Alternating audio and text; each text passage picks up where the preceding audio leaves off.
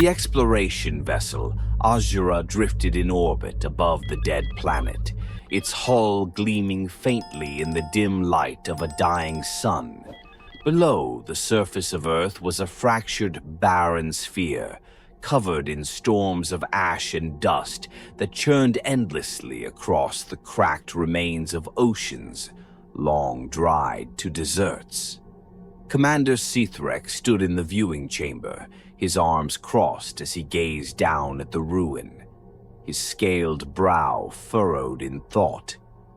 The Varem had seen countless worlds crumble under the weight of time, but this one felt different. "Nothing survives," muttered Yalis, the ship's head researcher. Her elongated fingers hovered over the data stream, scanning for signs of anything unusual. No atmosphere capable of sustaining life, radiation levels catastrophic. And yet, Sithrek turned toward her, his eyes narrowing. And yet, there's something emitting a faint signal. Yalis paused, her antennae twitching. There. The holographic display flickered, zooming in on a metallic object orbiting the planet, a jagged satellite, its surface pitted with scars from micrometeor impacts. It was ancient, hanging in the void like a forgotten monument. Sithrek leaned in closer.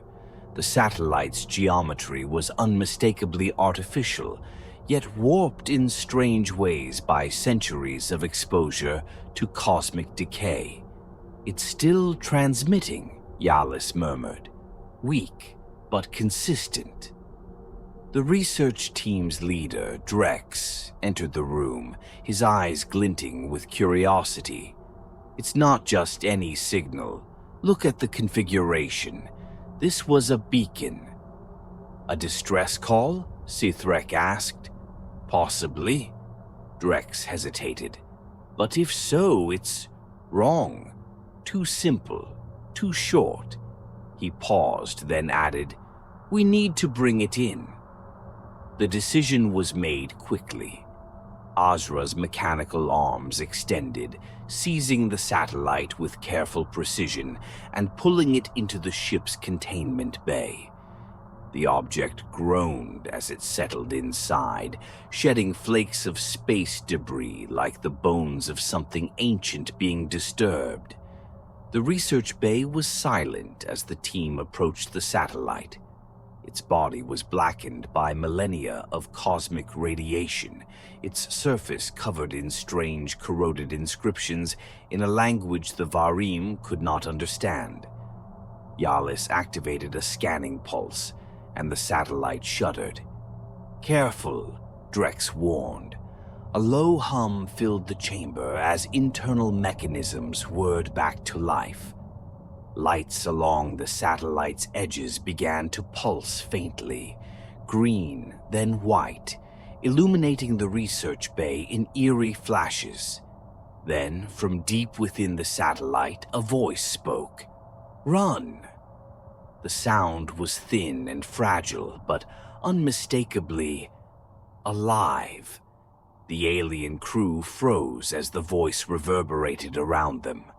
Though they did not understand the language, the urgency was unmistakable. Sithrek's eyes darkened. "Translate that," he ordered. Yalis's translator interface flickered, analyzing the phonetics. Seconds passed, the same word repeated, softer this time. "Run." "It's a warning," Yalis whispered. "The word means flee or escape." Drex's mandibles clicked uneasily. "But why? There's nothing left alive here. What could they have been running from?" Before anyone could answer, the satellite's core opened with a hiss. The crew recoiled as a compartment unfurled, revealing a cluster of faintly glowing organic matter suspended in a crystalline shell. It pulsed weakly, like the heartbeat of something on the edge of death. "What is that?" Yalis stepped closer, mesmerized by the strange, fleshy material. Her scanners detected faint traces of carbon-based life structures, something once alive but mutated far beyond its original form. Drex's claw brushed the surface of the containment pod, and the organic material writhed beneath his touch. His eyes widened in horror. "It's reacting." The satellite's internal systems flared. A projection erupted from the walls, a fragmented hologram of a human figure. Static warped its outline, but its eyes were unmistakably desperate. The figure's face twitched with fear as its mouth moved. The Varim stood transfixed as the recording spoke again. "If you're hearing this, you've already gone too far. Don't wake them." The hologram dissolved into a burst of noise and then silence. The satellite's lights dimmed, the hum fading into an empty stillness. Yalis broke the silence, her voice trembling. "Commander, I think we should destroy this." Sithrek's mind churned with conflicting instincts. His mission was to investigate and recover artifacts of lost civilizations. But this felt wrong. Something ancient and terrible had been left behind here, and they had disturbed it. "No." Sithrek's voice was firm, though his throat felt dry. "We need to understand what happened. We're taking it back to the research lab." Yalis hesitated, but she knew better than to argue with the commander. The research team prepared the satellite for further analysis, securing it within a reinforced containment field. The room was filled with the soft hum of machinery as the satellite was transferred deeper into the ship. But as the team dispersed, no one noticed the faint tendrils of organic matter creeping across the edges of the containment pod. They pulsed once, then stilled, as though waiting. In the quiet void of space, the Ajra moved away from Earth's ruin, oblivious to the unseen hunger they had brought aboard. And far below, deep within the planet's shattered crust, something ancient stirred ever so slightly. The whisper that had traveled across eons repeated itself once more, unheard this time. "Run!" The research bay was eerily silent, save for the soft hum of containment fields and the faint crackling of decaying holographic feeds. The satellite sat inert at the center of the lab, its corroded surface now webbed with fine lines of spreading organic growth. What had first appeared to be inert biological residue had begun to move. A slow, almost imperceptible creeping, like veins threading through forgotten stone. Yalis and Drex stood before the satellite's fractured shell, reviewing data streams projected across the research terminal. They had dissected fragments of its inner mechanisms, feeding the broken shards of human records into the ship's decoding array. The process was slow. The language, primitive yet complex, was fragmented by time and decay. Then a breakthrough. The holographic interface glowed a pale blue before reshaping into a coherent image. Earth. Not the dead, cracked husk they had seen below, but whole, oceans a deep, endless blue, continents swathed in green and gold. Clouds drifted lazily across its surface like wisps of silk. The crew watched in silence, caught off guard by the planet's former beauty. A soft click resounded through the lab as the image shifted, replaced by a series of moving recordings. The first feed showed a wide coastal city bathed in golden light. Waves lapped against a concrete seawall as humans bustled about their lives. The alien crew had seen many intelligent species before, but humanity's soft, unarmored forms seemed fragile in comparison. Children splashed in the surf. Vendors called out beneath makeshift umbrellas. But the feed flickered, static breaking across the scene, and when it resumed, the city was unrecognizable. A black wave of water towered over skyscrapers as screaming figures fled below. Within seconds, the wave crashed down, swallowing the skyline. Silence followed, broken only by the distant sound of crackling flames and wind howling through shattered windows. The projection switched again. This time, the Varim saw plains covered in withered crops beneath a gray sky. The land was split open, forming jagged chasms filled with smoke. Massive machines crawled across the dying soil, their engines coughing black clouds. The crew watched as figures wearing masks and armor led long lines of coughing survivors toward distant bunkers. Yalis stepped forward, transfixed. "They destroyed themselves," she whispered. "War, famine, disaster. They tore their world apart." Drex's claws tightened around the edge of the console. "No," he muttered. "It wasn't just them." The projection shifted again. A human figure appeared, sitting alone in a dimly lit room. The man's face was gaunt, his skin pale and slick with sweat. His eyes, sunken, bloodshot, seemed to pierce the room beyond the hologram, as though he were staring directly at the Varim. His voice trembled as he spoke. "They said the shelters would hold. We thought we could run. But we didn't understand. They weren't meant to stay here. They weren't meant to find us." The figure broke down into a fit of coughing, wiping blood from his mouth before continuing. "If you find this, don't wake them. Burn this place. Bury it. Don't..." The recording cut off, dissolving into a flash of static. For a long moment, no one spoke. Yalis's hand lingered near the console, unsure if she should replay it or purge it altogether. Sithrek entered the lab, his expression grim. "What did you find?" Drex looked up slowly. "The truth." He gestured to the last recording. "They weren't just fighting each other, they were fighting something else." Yalis hesitated. "But what was it? There's no mention of their enemy, only warnings." Sithrek's gaze shifted to the satellite. They didn't record what came for them. Or maybe they couldn't. Whatever it was, it destroyed them before they could finish.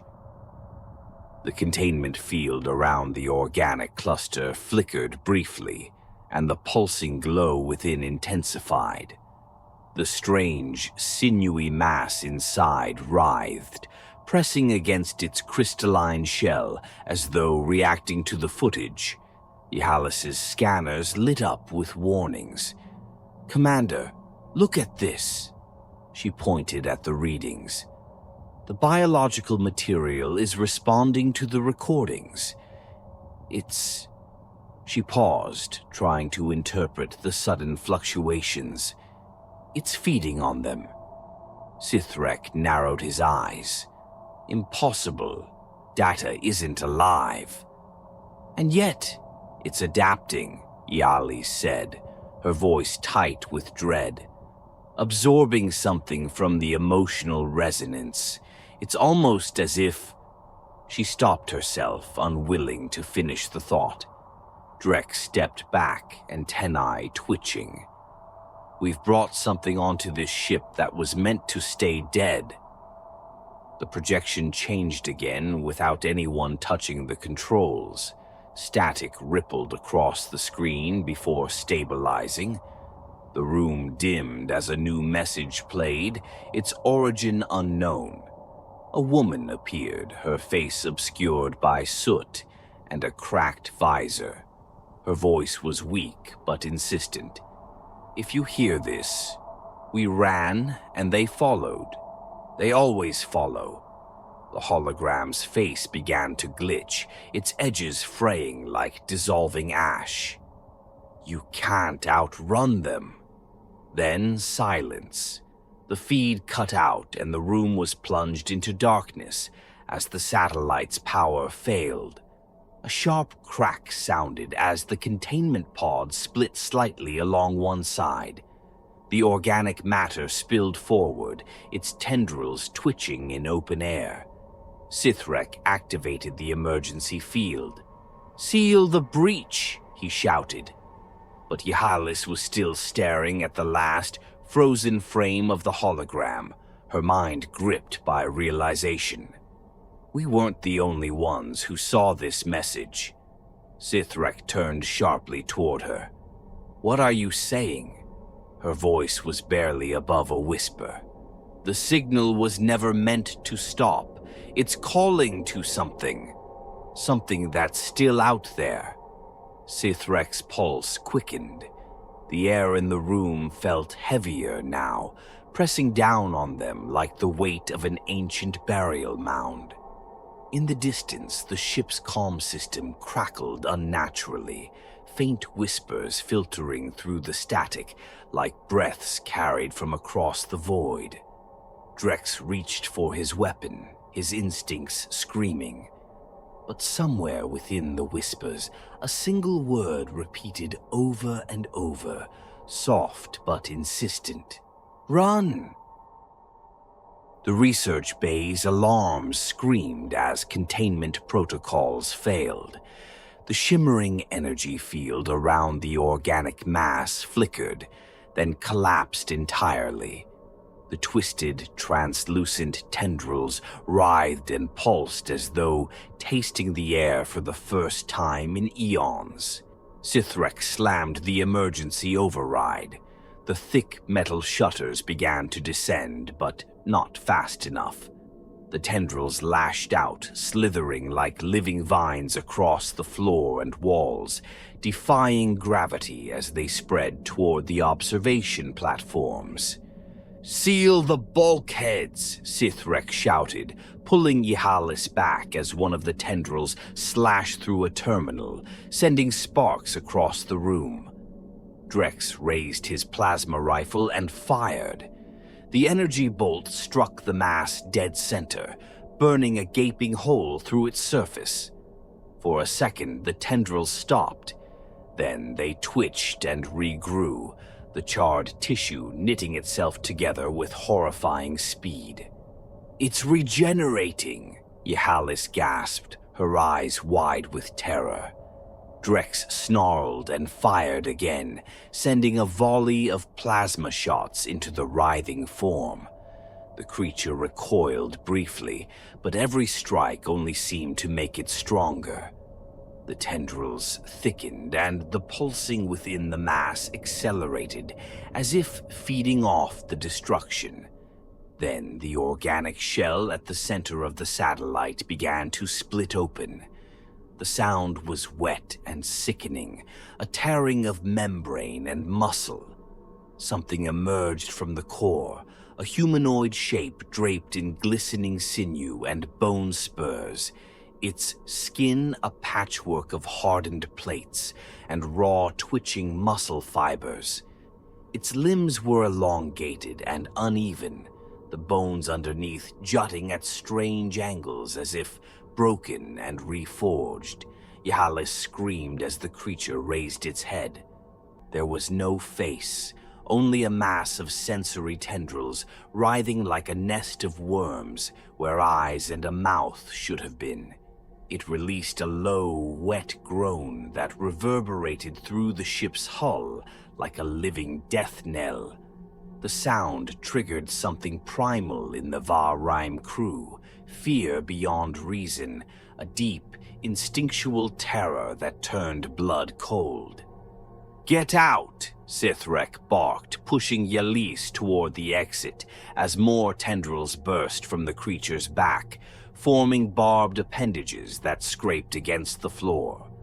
Drex stayed behind, firing another shot before reaching for the emergency containment explosives stored near the lab wall. "Go!" he roared. The bulkhead door slammed shut behind Sithrek and Yalis as they fled into the adjoining corridor. The last thing Sithrek saw through the reinforced glass was Drex hurling the explosive charge toward the creature, his mandibles bared in a feral snarl. The corridor shook as the charge detonated. The heat of the explosion burst outward, warping the air with the force of the blast. The observation window cracked, filling with smoke and fire. Sithrek clenched his fists, breathing hard. "He bought us time," he muttered.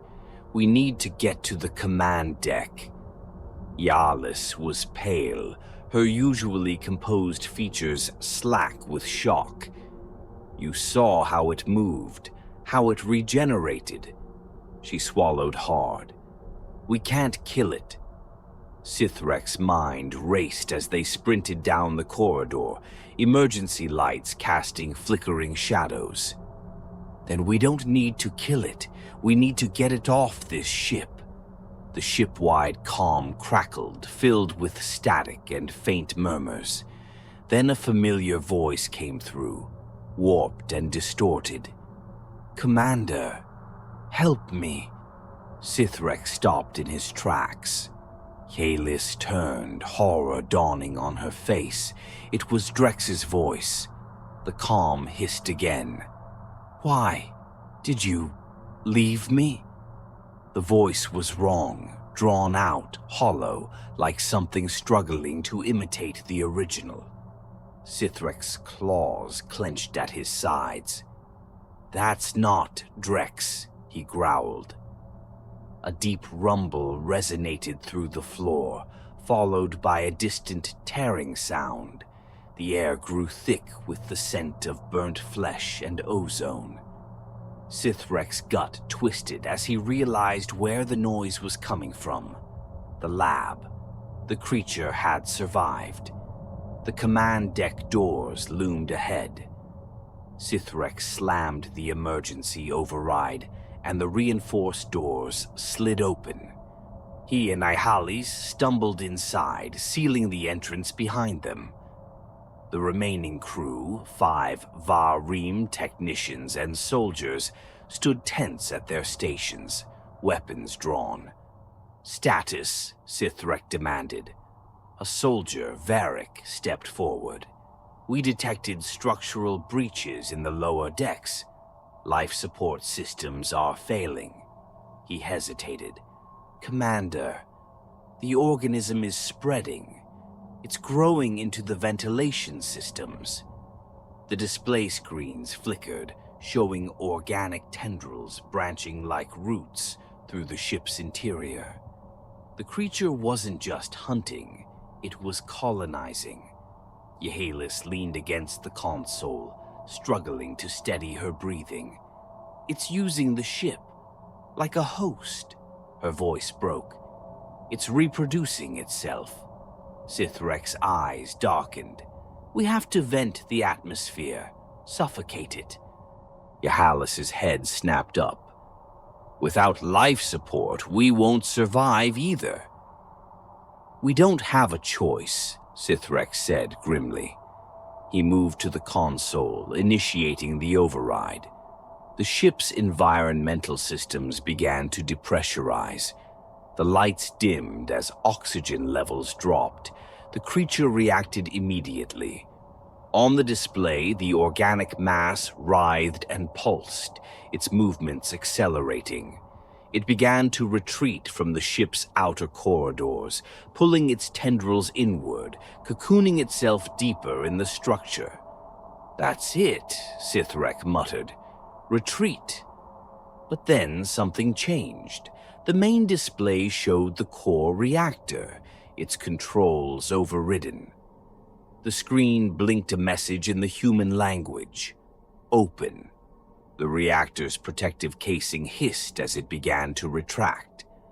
Yalis's voice was strangled with disbelief. "It's learning. It knows what we're trying to do." The deck lights flickered, and for a moment, the speakers filled with a chorus of whispers. Not Drex's voice this time, but something far older and more alien. The words didn't translate, but their meaning was clear. It wasn't afraid. Sithrek's claws trembled. "It's trying to take control of the ship." Varric stepped forward. "Commander, we have to blow the reactor. It's the only way." Sithrek's gaze locked onto the countdown on the reactor screen. The ship's systems were failing. If the creature reached the core, it could send itself out into the stars, a living plague waiting to infect whatever worlds lay beyond. He pressed the emergency command. The reactor's countdown engaged. A robotic voice filled the deck. "Core detonation in 60 seconds. The crew watched in silence as the final countdown began. The organic tendrils lashed violently within the walls, but it was too late. Sithrek activated the comm link to all remaining crew. His voice was calm, steady. "We did everything we could. The mission ends here." Yalis stood beside him, her breathing shallow but resolute. As the countdown ticked to 0, she whispered, "I just wish we'd listened." A white flash filled the void of space as the Azra erupted in a blinding explosion, obliterating the ship and everything inside. The silence that followed was absolute. But far beyond the ship's debris, deep within the starless expanse, a distant echo repeated across the void. A voice, weak, distorted, whispered into the void, "Run!" The void shimmered with the dying embers of the explosion. The Azra was gone, reduced to fragments of glowing debris spinning out into the blackness of space. For a moment, silence reigned, total, merciless silence. Then the comm channels flickered open. Sithrek's eyes blinked into focus, his senses sluggish and blurred. Pain lanced through his body as he twisted, disoriented. He was floating, weightless in the escape pod. Emergency lights cast dull, crimson pulses across the cramped chamber. The countdown, the explosion, the creature. He coughed, tasting copper in his mouth. Yalis's face appeared in the distorted reflection of the observation window. She was strapped into the seat across from him, unconscious but breathing shallowly. They had made it out in the final seconds. Barely. Sithrek pressed his palm against the viewport, watching the ruins of the Azra drift away. The reactor detonation had been massive, the kind of blast designed to atomize everything. Yet as he stared into the shimmering debris field, something was wrong. The fragments. They were moving. A cluster of debris, twisted metal and biological remains, floated unnaturally, coiling in slow spirals. Sithrek's breath caught in his throat as the realization dawned. The organic mass hadn't been destroyed. The creature had adapted again. The ship hadn't been a tomb. It had been a cocoon. Yalis groaned as she stirred, her eyes fluttering open. "Commander," Sithrek's gaze didn't leave the window. His voice was hollow. "It's still alive." Yalis followed his gaze, and when she saw the coiling tendrils weaving through the debris, her face crumpled in disbelief. Number. That's impossible. The fragments began to merge, slowly at first, then with terrifying purpose. Pieces of the ship's wreckage were absorbed into the writhing mass, forming skeletal frames and rib-like structures. Flesh regenerated across the frame like spreading wildfire. The thing was no longer bound to a single form. It was building something new, something vast. "It's growing," Yalis whispered. "Sithrek. It's trying to become a fleet." Sithrek's pulse pounded in his ears as he reached for the emergency console. "This pod still has long-range communications. We need to warn the Valrim High Command." His claws hovered over the control panel, then hesitated. A chill ran down his spine as a thought surfaced in his mind, unbidden and terrible. What if sending a warning is exactly what it wants? Yalis noticed his hesitation. "What are you waiting for? We have to tell them." Sithrek's voice was low, strained. "And lead them here. Lead it to our worlds." Yalis's face twisted in anguish. "We can't just let it spread." Sithrek's mind raced. The pod was equipped with a short-burst distress beacon, a single-use flare that could pierce the blackness and be picked up by Valrim patrols light years away. If they activated it, they would be found. But so would it. Yalis grabbed his arm, desperation in her eyes. "If we don't call for help, we'll die out here." Sithrek shook his head, his expression grim. "If we call for help, the entire Valrim homeworld dies." The tendrils outside the viewport writhed faster now, forming colossal limbs that shimmered like wet bone and iron. The creature had no need for stealth anymore. It was awake, alive in ways the Valrim couldn't understand. It spread itself wide across the void, like a terrible birth unfurling in silence. A deep, resonant pulse filled the escape pod, the same low groan they had heard back in the lab. The vibrations rattled through the walls, through their bones, filling the small space with a pressure that made their ears pop. Then came the voice, cold, alien but horribly familiar. "You ran so far, but never far enough." Yalis clamped her hands over her ears, shaking her head in disbelief. Tears streamed down her face. "It's speaking through the debris. It remembers everything it consumed." Sithrek felt a cold certainty settle in his chest. The human recordings, the warnings. It hadn't been desperation. It had been a story told in cycles. The humans had fought, failed, and fled. Now the Valrim were living the same nightmare. And this time there would be no new species to warn. Sithrek's gaze locked onto Yalis, and he saw her fear mirrored in his own heart. He reached for the manual controls, activating the one remaining system the pod had left. A full directional burn straight into the planet-sized mass. Yalis's eyes widened in horror. "What are you doing?" Sithrek's voice was calm, resolute. "We have to end this now." Yalis fought against the restraints, panic bubbling in her chest. "We can't stop it. You'll kill us both." Sithrek's grip tightened on the controls. "We can't outrun it, but we can stop it from spreading." The pod's engines roared to life, propelling them straight toward the writhing heart of the creature. The pulsing mass of tendrils spread wide, bracing as if it anticipated the collision. The voice returned, louder now, a cacophony of stolen whispers. "Run!" Sithrek leaned forward, his voice a whisper. "No." The pod's hull shuddered as they entered the outer layers of the creature's mass.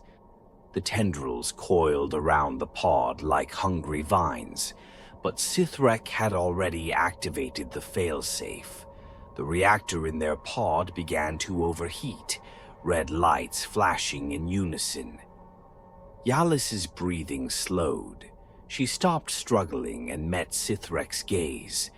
There was something almost peaceful in her eyes now, a shared understanding.